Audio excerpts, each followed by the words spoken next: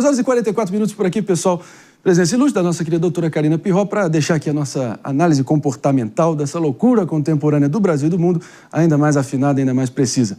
Eu proponho que a gente repercuta aqui, doutora, até uma notícia que segue repercutindo muito no mundo do futebol e acabou desaguando para várias outras searas aqui da sociedade brasileira, até porque, assim, retomou toda aquela discussão sobre a ansiedade. E aí a gente mostrou como ela pode afetar a vida de muitas pessoas. Inclusive foi isso que afastou o próprio técnico Tite, famoso Adenor Bach, técnico em 2 Copas do Mundo, nas 2 últimas Copas do Mundo da seleção brasileira. E ele alegou, de acordo com a postagem na conta do seu filho, certo, que é o seu braço direito, onde ele declarou claramente que teve uma crise de ansiedade na noite de segunda-feira, e até para preservá-lo, a família achou por bem que ele não embarcasse em mais uma empreitada junto ao Corinthians, time que marcou muito, foi o time que catapultou ele para a seleção brasileira, campeão mundial em cima do Chelsea, enfim. Agora mostra que até pessoas, enfim, com a idade mais avançada, com mais nada a provar a ninguém, talvez o Tite ficou faltando ali o Hexa, ok, mas que ainda são suscetíveis a situações como essa. Exatamente. A gente está muito mais acostumado em pessoas mais jovens, né, de ter essa crise de ansiedade. Não dá para saber o que motivou, se a gente está falando de burnout ou se a gente está falando de crise de ansiedade, que são coisas diferentes. Vale aqui, até usando esse espaço para a gente poder falar sobre isso, se é um burnout, é algo mais crônico, é algo que ele já vinha sentindo antes. E, às vezes, a gente ignora e vai seguindo nossa vida. Quando a gente fala de burnout, a gente está falando de uma crise de ansiedade relacionada ao trabalho, que gera um esgotamento emocional, que faz reduzir a nossa capacidade de trabalhar. Mas poderia ser uma crise de ansiedade aí voltada a questões pessoais, isso a gente não vai saber. O fato é que ele entrou na estatística, né? Que fique claro aqui, pessoal, o Tite já está no mercado, por assim dizer, desde 30 de setembro do ano passado. Ou seja, há quase 8 meses desde que ele foi demitido, meio que saindo pela porta dos fundos, ali do Ninho do Urubu, do Flamengo. Enfim, isso também tem que ser levado em conta. 8 meses aí também em casa, ou pelo menos lambendo as feridas. E ainda assim teve essa questão, para mostrar que... Um profissional que viveu o auge da carreira, né? Então a gente não está falando de um iniciante, a gente está falando de um veterano que já foi técnico da seleção brasileira por 2 ciclos. Isso é bastante, né? Vale dizer que o único técnico que tinha conseguido permanecer por mais de um ciclo tinha sido o Tele Santana, né? Sim. Se não me engano. Então, assim, é algo muito raro e difícil que um técnico não seja campeão pela seleção brasileira numa Copa do Mundo e tem a oportunidade de treinar a seleção pela segunda Copa. Então isso é o tamanho da realização profissional do Tite. Então a gente está falando de um dos maiores técnicos brasileiros em atividade, passando por uma crise de ansiedade na hora de retornar ao mercado após 8 meses parado. Então, eu não sei o que a Karina acha, mas talvez a pressão a respeito de como ele vê a própria carreira, né? Do tipo, será que eu vou conseguir me manter no auge? Será que uma nova oportunidade no Corinthians, um dos times de maior torcida no Brasil, depois de não ter dado certo no Flamengo, que é outro time gigantesco de massas... Se você me permite, mano, inclusive o passivo eterno na biografia dele, que ele sempre ali cuidou muito proximamente, de ter sido privilégio para pouquíssimos de ter treinado a seleção brasileira em 2 Copas e ter saído com eliminações precoces para times, enfim, que sinceramente o Brasil jamais poderia ter sido eliminado, como Bélgica e Croácia, né?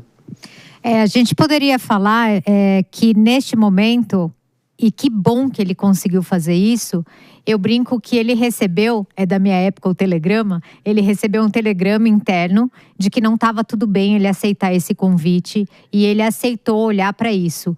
O que é muito difícil, né? Porque quando a gente tem uma oportunidade como essa que ele está perdendo, é muito difícil você abrir mão. Você deixa de lado a questão emocional e vai para frente no trabalho. Isso é histórico de todo mundo. É difícil abrir mão, né? De dinheiro, de cargo. Doutora, até dentro disso uma pergunta. Eu acho que existe um fator na condição de times de alto desempenho, aí no caso dele, seleção, times de futebol, que é aquela rotina em que você tem a expectativa direta de um resultado. Então é diferente de, às vezes, você trabalhar um longo prazo. É sempre curto prazista. É o Brasil, próximo então... jogo. É curto prazo. E isso gera uma ansiedade que eu imagino que o acompanha ao longo de toda a sua carreira. No entanto, talvez neste momento da vida, depois de uma biografia consolidada e depois de traumas recentes em relação a isso, ele tenha visto e notado isso com as informações que temos como um problema, uma situação de ansiedade e de saúde mental. Porque eu acho que tem muita gente que vive situações de ansiedade e que hoje tem um problema realmente patológico em relação à ansiedade, mas normalizou tanto isso que não nota. E de repente vem essa consciência e você percebe, opa, não é normal eu passar mal, eu tá com esse nível, sabe? Porque é uma coisa que tem ansiedade, é uma coisa que te corrói por dentro e você tem que aguentar ali. Então, aguentar isso ao longo de 2 Copas, tantos times grandes, deve ter sido desgastante. Agora ele tá, quem sabe, compreensível, sentindo isso.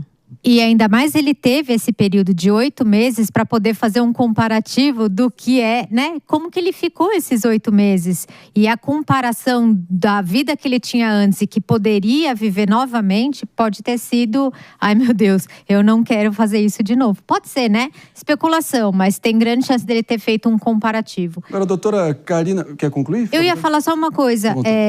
Por exemplo, essa semana, uma paciente minha... com crise de ansiedade, conseguiu achar, finalmente, a dosagem certa de medicação, tá? E ela me mandou uma mensagem hoje falando, meu Deus, como é bom o silêncio da minha cabeça.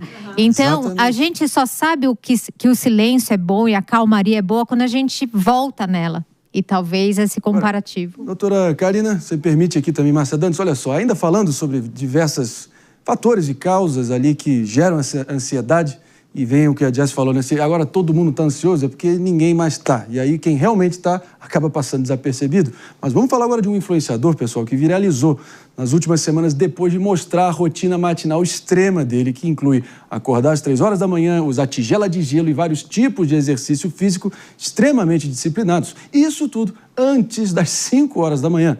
Mas, Karina Pirro, me diz um negócio, será que uma rotina tão sobrecarregada talvez não acabe causando ainda mais estresse e sendo mais fonte de ansiedade? Certamente, teve até um tempo que se falava do milagre das 5 da manhã, acordar às 5 da manhã, e eu sempre falo para os meus pacientes, se puder, durma, né? A não ser que você seja realmente uma pessoa que gosta de acordar às 5. Acordar às 3 da manhã é acordar no meio do ciclo. E o David até falou aqui, um dos pilares de saúde mental, além da atividade física, é o sono. É um dos principais. Então, para quem vai acordar às 3 da manhã, que horas que você vai dormir? Você tem que dormir às 7 da noite, né? E doutora, eu acho muito complicado quando você segue um tipo de pessoa como essa, dessa questão da comparação. De que dano mental causa num jovem, por exemplo, que tem uma rotina, e também num trabalhador brasileiro que tem 2 horas de trânsito para enfrentar, pegando o transporte público. É muito complicado você se comparar com uma figura dessa na rede social, né? Sim, e é muito difícil você seguir também. E nem precisa seguir, tá? É muito bom que vocês trouxeram esse caso aqui, porque a gente precisa conhecer os pilares de saúde mental que diminui a chance de entrar numa crise de ansiedade, que é sono, atividade física, não usar drogas, conhecer a si mesmo para você conseguir saber como lidar com o estresse, enfim. E aí, conhecendo os pilares, saber como isso cabe na sua vida, na sua rotina. E só você para entender e poder impor isso ou estabelecer isso, não é isso, mano?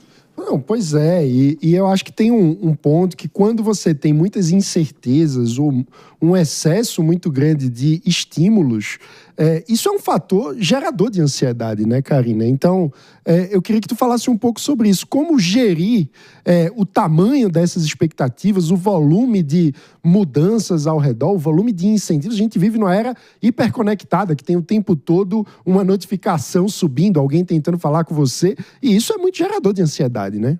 E além disso, a gente está perdendo algo que é muito importante para a nossa saúde mental, que é a conectividade real, social, né?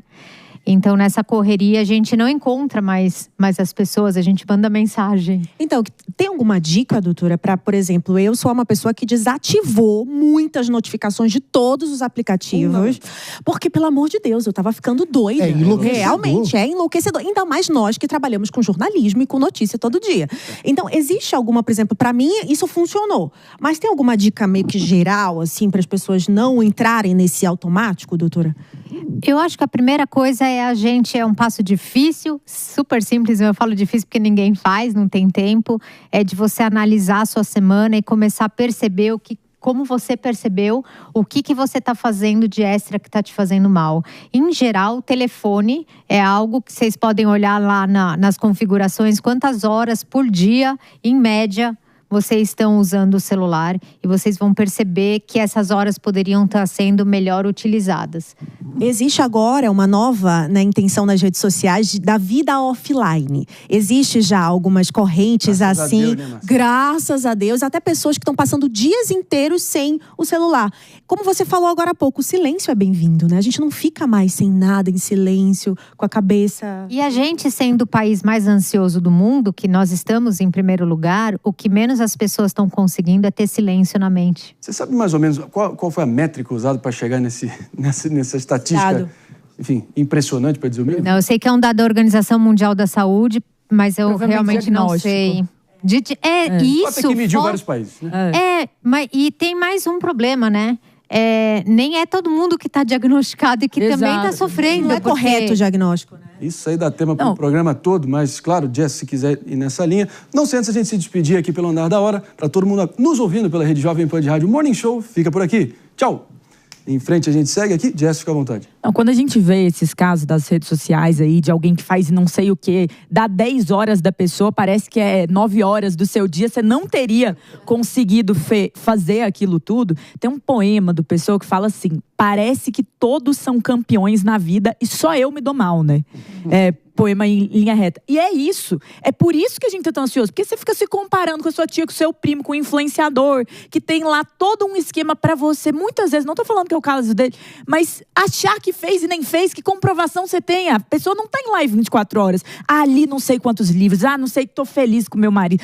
Tô feliz com isso. E é tanta gente sendo príncipe na vida que tá todo mundo querendo se comparar e ansioso com o eu. O seu eu tá sempre magoado, porque ele não é aquilo tudo que o outro aparenta. Nem o outro, gente, pelo amor de Deus. Vamos parar a comparação. Vou jogar aqui o papel de advogado do diabo para finalizar a conversa, doutora Karina Pirro. E os milhões, dado o engajamento estratosférico do Ashton Hall e tantos outros, o fato é que talvez tenha algumas pessoas que se identificaram com ele, que se inspiraram por ele, e talvez estão ouvindo essa discussão e falando, não, vocês estão se nivelando por baixo, isso aí é oculta a mediocridade, tem que ser assim mesmo. O que você acha dessas pessoas? Eu acho que não tem problema se você se inspira numa pessoa dessa e está funcionando para você. Eu acho que o grande ponto é você se perguntar se aquele influenciador está te inspirando ou te intimidando. Se você tem sempre uma sensação de que você não alcança aquilo, sabe, que você está se cobrando, aí talvez esse não seja o melhor influenciador para você. Mas se está te fazendo fazer atividade física, comer melhor e você está mais feliz com isso... Não, e só um detalhe, ele vive disso, Exato. né? E tem um marketing aí, porque ele vive... É o trabalho dele. Essa água, gente, acabou viralizando. Total. E agora ganhou milhões por causa dele. Não tem a menor dúvida. Mas certamente Eu falo não por pega mim. 2 horas de ônibus para ir Não voltar pega. para casa. Não, imagina. Algum mérito ele teve para poder ter a condição que ele tem. Enfim, é multifacetada a discussão, eu falo por mim. Eu ali segui o sujeito por curiosidade, mas é meio malo, cara. Eu Mas você acorda 3 da manhã também? Claramente não. Você faz isso também? Não é pra Fala tanto. aí, Não fala. é pra tanto. Apesar de que essa história aí do gelo no rosto deve ter seu valor. Olha, já Vamos testou, adotar. ele já Vamos testou, adotar. ele já O gelinho no rosto, pô. É skincare isso. Vamos lá.